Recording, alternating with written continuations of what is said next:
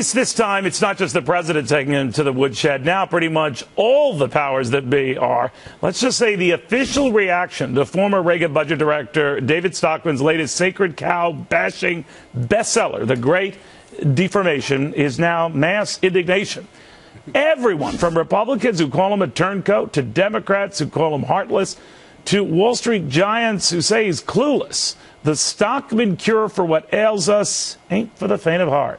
In a damning and ripping critique of both parties and their giant pet causes and programs, Stockman spares no one, warns if we don't get a handle on our spending and our corrupting capitalism, you might as well say goodbye to America. Here now, the man behind this very fair and balanced bashing of every single human being on the planet, David Stockman.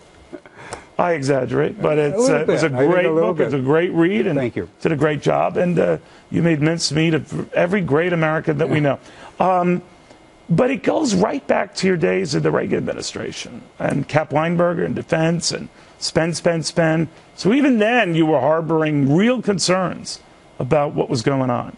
Yeah, and that was just the beginning. Now it's 30 years later. What we've done in the interim... Man, I can't believe that. You're right, 30 years later. It's drifted. We've gotten to the point where both parties are addicted to the Keynesian medicine.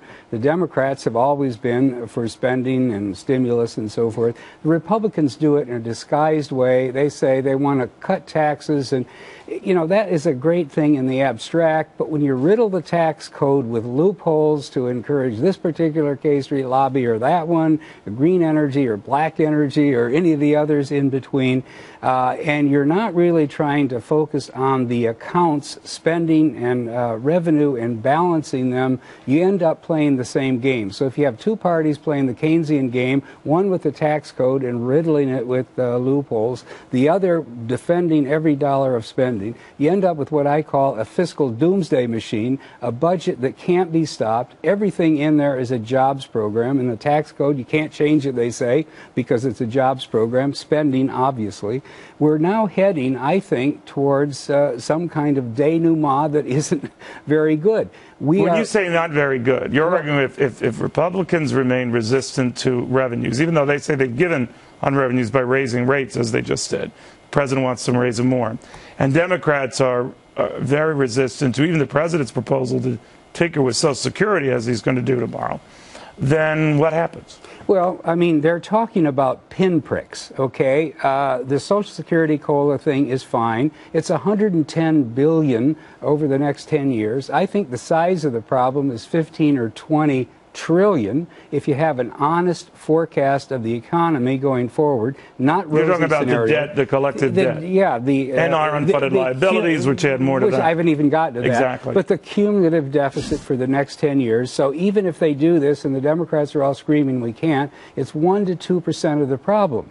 And there are so many myths built into this now after all these years that it's hard for the system to even function. The Democrats say Social Security isn't part of the problem. Who are they trying to kid? Social Security is running a $50 billion cash deficit every year right now. The trust fund is filled with confetti. You know, those aren't real assets. There's no money in there. It's all been spent on cotton subsidies and fighter aircraft and everything else over the years. Well, what if you took all that kind of stuff out? If you took all the subsidies and grants, so what Republicans are opposed to, get rid of that. But Republicans say they might even do all of that if Democrats are serious about cutting spending. But you're arguing they would have to do all of the above, like on steroids. Yes. In other words, if you take the so-called social insurance, it isn't means tested. 55 million people are getting Medicare and Social Security disability combined.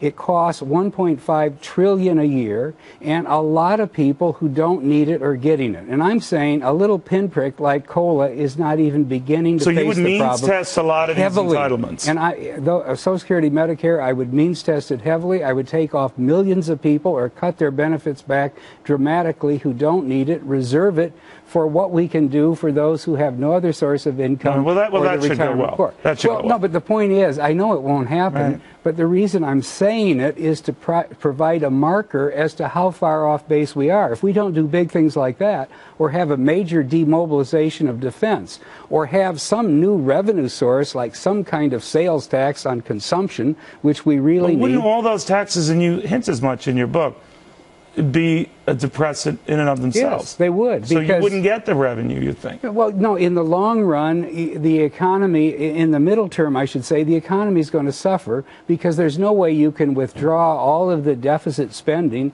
by raising revenue and cutting spending without slowing down the economy. We're living on borrowed time. We're passing out money. So you slow down the economy, you're going to slow down the revenues you expect to get. But that's where we are. In other words, austerity. So there's nothing we can do to boom our way out of this. No, there's no way. Internet no way. Kind of there is no way to grow out of this. The debt burden is too high. The gap in the budget, 24% on spending, maybe 16 or 17% on revenue, is so vast that if we keep rolling forward, this debt we have now at 17 trillion will go to 30. It'll go to 150% of GDP. People Sooner hear or later, this and say, well, they've been saying that for years. What's the big deal? Because we've been drifting in that direction Understood. for a year, and the Fed is buying all the debt, or half of it right now. And if you think that you can print your way to salvation, if you think $85 billion worth of bond buying a month is sustainable, then don't worry about it. Well, it keeps a Band-Aid on a gaping wound, right? Even that is But could I ask you, debatable.